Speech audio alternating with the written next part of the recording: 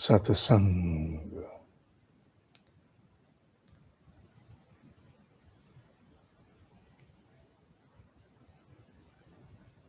अनुष्ठान हेतु मन स्थिति का निर्माण कैसे।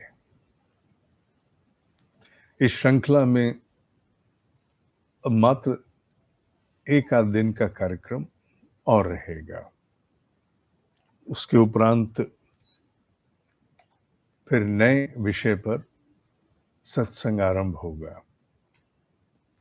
इसी के संदर्भ में आज जो बिंदु है वो हमें एक बड़ी परिभाषित, वेल डिफाइंड अपेक्षा के साथ जोड़ता है। अनुष्ठान से ऐसी कौन सी अपेक्षा करें, आशा करें, कामना करें कि अनुष्ठान से हमें ये निश्चित रूप से प्राप्त होना है, और ना केवल अपेक्षा करें अपितु अपने भीतर उसे दृढ़ भूमि करके दृढ़ता के साथ बार बार अपने आप को स्मरण भी कराएं, जिसे अंग्रेजी में अफर्म कहते हैं, एफर्मेशन। पाश्चात्य राष्ट्रों में आजकल एफर्मेशन का बहुत बोलबाला है। यू मस्ट अफर्म योरसेल्फ, अपने आप को पुष्ट करो, अपने आप को दोहराओ। वस्तुतः यह आंतरिक स्पष्टता के लिए ही किया जाता है, आंतरिक दृढ़ता के लिए। इससे मनुष्य की बुद्धि इधर उधर नहीं भटकती है। बुद्धि के भटकाव को समाप्त करना है।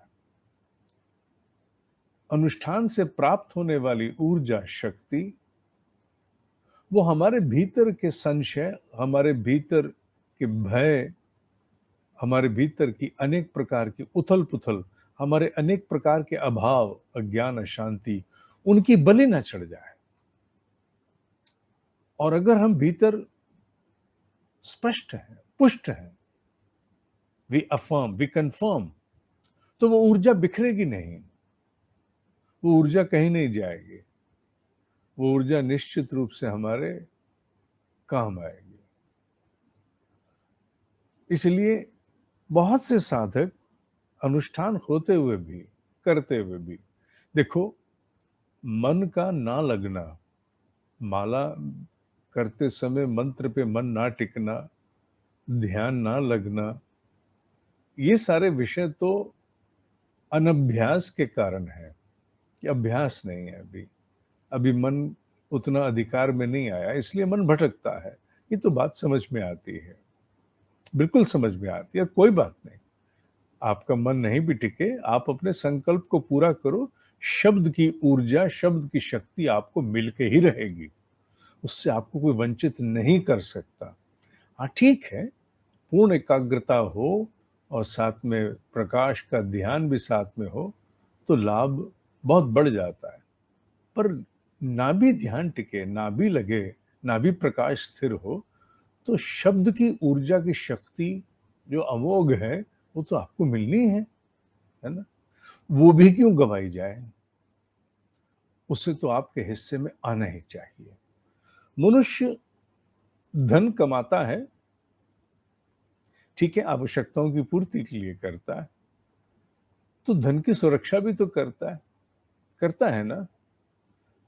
और जब धन की सुरक्षा ना की जाए तो फिर बहुत सारे अपवाद जीवन में आते हैं। निश्चित रूप से कई प्रकार से सुरक्षा करता है, चाहे वो बचत से हो, चाहे वो अनेक प्रकार के और भी चीजें हों। एंटीवायरस भी डालते हैं तो यही सोच के डालते हैं ना, एक सुरक्षा है। इसी प्रकार शब्द की ऊर्जा की सुरक्षा किससे होगी? जब आप अपने भीतर स्पष्ट और पुष्ट होंगे, मुझे इससे आशा क्या करनी है, इस अनुष्ठान से। और आप इस बात को अपने भीतर बार बार दोहराएंगे भी। जब आप इसको दोहराएंगे, अपने भीतर पुष्ट रहेंगे, तो अनेक अंशों में आपको दिखेगा आपके भीतर की मन की अस्थिरता, मन के संशय, मन के भय, यूं ही खाम खा में उठने वाली उथल पुथल, जीवन में विषय सबके पूर्व से ही चल रहे हैं, सबके चल रहे हैं। कम से कम वो विषय आकर के बार-बार उतना नहीं ऊर्जा को चाट जाएँगे, उन्हें अपना आकार प्राप्त हो जाएगा। आप उनसे कहोगे कोने में बैठो। मुझे पता है, ये मुझे अभाव है, मुझे मालूम है। मुझे पता है मुझे ये अशांति है। हाँ, मुझे पता है मुझे ये अज्ञान है, मैं अक्षम हूँ, पर कोई बात नहीं, तुम किनारे बैठो। मुझे पता है, तुम्हारा मुझे पता है। इसके लिए क्या करना है? इसके लिए शरीर के स्तर पर, मन के स्तर पर और अपने भीतर गहरे अंतःकरण में प्राप्त होने वाले अनुष्ठान के लाभ को दोहरा लेना है और वो तुम्हें मिलेंगे, कोई तुमसे रोक नहीं सकता। तुम्हें सबसे पहली चीज मिलेगी शरीर में बल। ऐसा मेरे रोग समाप्त हो जाएंगे सारे, एकाएक तो कुछ नहीं होगा, पर अनुष्ठान के उपरांत तुम अनुभव करोगे तुम्हारे शरीर में बल बढ़ा है। और उसका मूल कारण संयम है।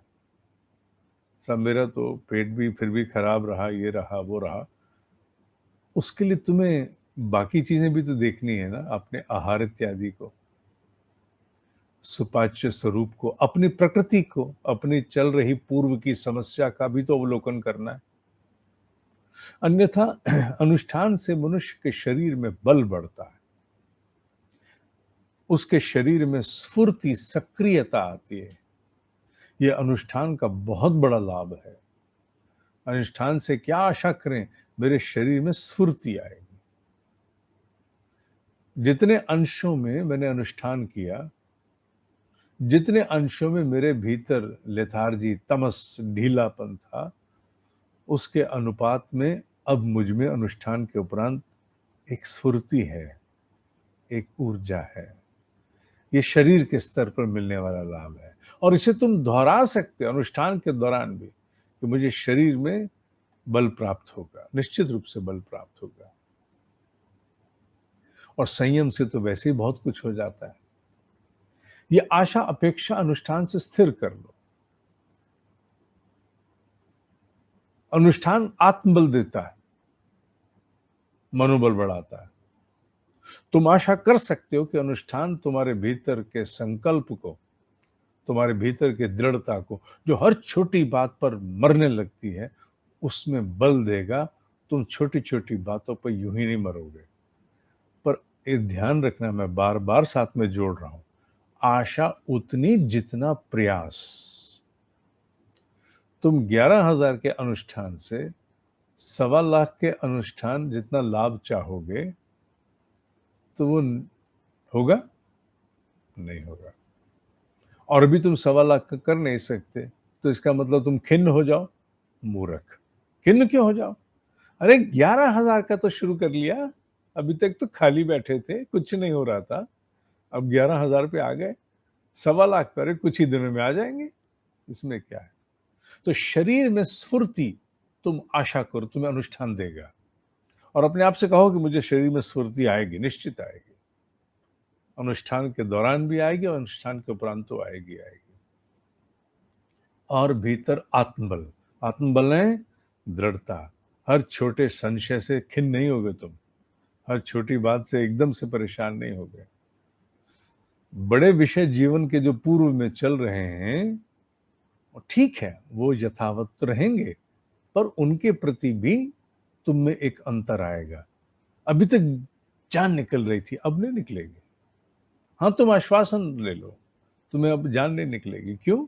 मैं नहीं आश्वासन, मेरे में कोई बल नहीं है, मेरे ब्रह्म ऋषि का आश्वासन ले लो। तुम्हें अब आत्मबल अपने भीतर निश्चित रूप से अनुभव होगा। समस्या वहीं रहेगी, पर तुम्हारे भीतर की वो धारक क्षमता, प्रतिरोधक क्षमता, ये दोनों बढ़ जाएंगी। धारक क्षमता बल की, प्रतिरोधक क्षमता वो जो आकर के परेशानियां तुम्हें त्रस्त करती हैं, उनको तुम सहजता से कहोगे ठीक है, कर देख लेंगे। आत्मबल इसी को कहते हैं। मनुष्य में आत्मबल प्रचंड हो तो बाहर की परिस्थितियां विपरीत होते हुए भी उतना प्रभावित नहीं करती हैं। वो स्वतंत्र हैं, तुम प्रभावित नहीं करें। तुम निर्णय लेने की क्षमता से पूरित रहोगे। अपने बीतने वाले वर्तमान पल को सुरक्षित रख के अपना जीवन अपने तरीके से जीते जाओगे। छोटी बात है? नहीं, छोटी बात नहीं है ये छोटी बात नहीं है। सब सारी चीज़ें विपरीत होने पर भी तुम अपने जीवन को अपने स्वरूप में जीते चले जाओ, अपने भीतर के आनंद में।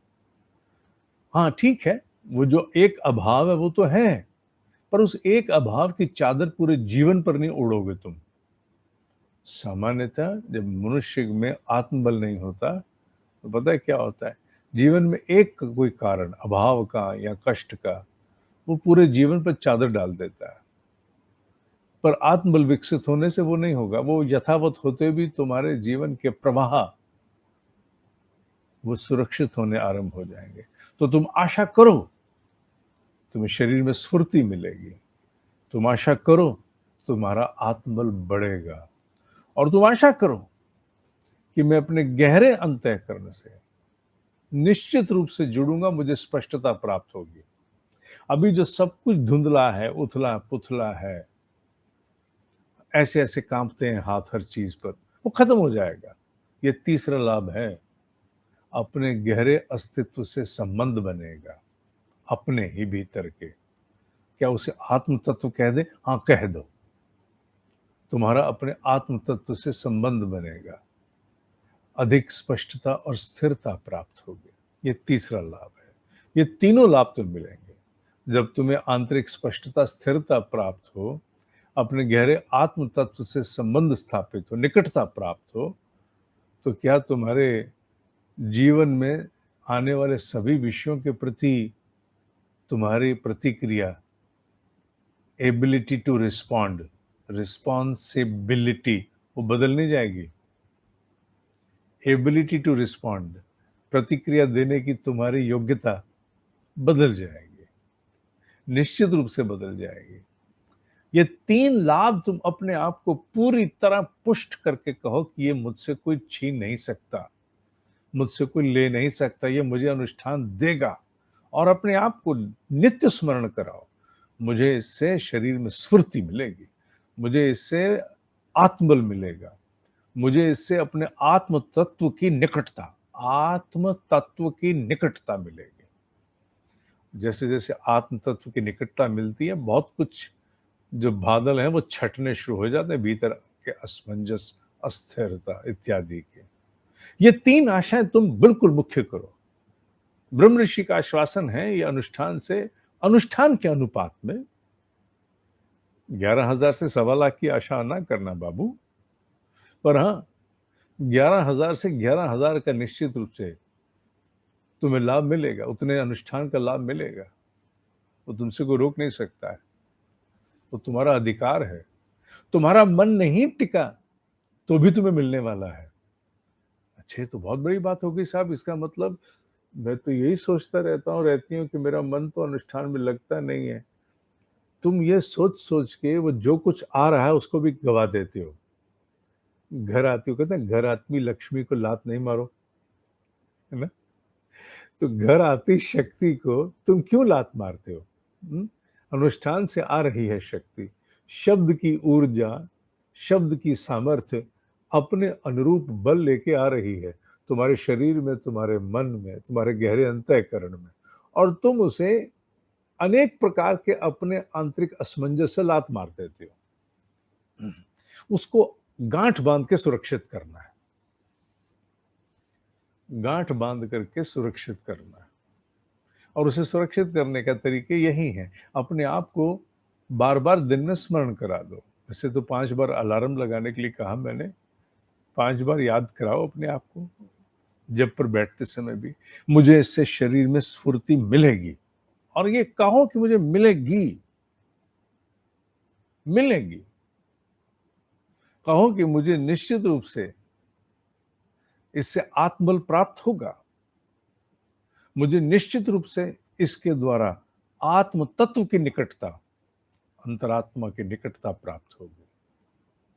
ये 3 चीजें तुम्हें अगर मिल गई, जो किसी पंसारी की दुकान पे नहीं मिलने वाली, एट नो ग्रोसरी शॉप। पता है, ग्रोसरी शॉप तो पंसारी की दुकान नहीं कह सकते, इसका कोई अंग्रेजी नहीं है, और होगी तो मुझे मालूम नहीं। ये 3 चीज़ें तुम्हें कहीं मिल सकती हैं क्या? नहीं मिल सकती हैं, और वो भी आध्यात्मिक स्तर पर। पता नहीं एनर्जी ड्रिंक्स क्या मज़ा देती हैं, मैं नहीं जानता। पर शरीर में स्फूर्ति, मन में मनोबल, आत्मबल साथ-साथ, और भीतर आत्म तत्व की निकटता तुम्हें सबल बनाएगी, अपनी ही चीज़ों को सँभालने में सबल बनाएगी। देख करके तो देखो, और ये आशा करना, पूरी आशा करना, और तुम्हारी आशा पूरी होगी। ब्रह्म ऋषियों का आश्वासन है। गायत्री को महामंत्र क्यों कह दिया? केवल शब्दार्थ के लिए? नहीं बाबा, नहीं। इससे इतनी आशाएँ क्यों कही? इसे अग्नि क्यों कहा? इसे इतना बाँध करके क्यों रखने की चेष्टा की लोगों ने? कान में फूँकेंगे हम, इसका वो अधिकारी नहीं है, इसका वो अधिकारी नहीं है, ये नहीं जप सकता, वो नहीं जप सकता। कितना कुछ इसको बाँध के रखने की चेष्टाएँ की हैं।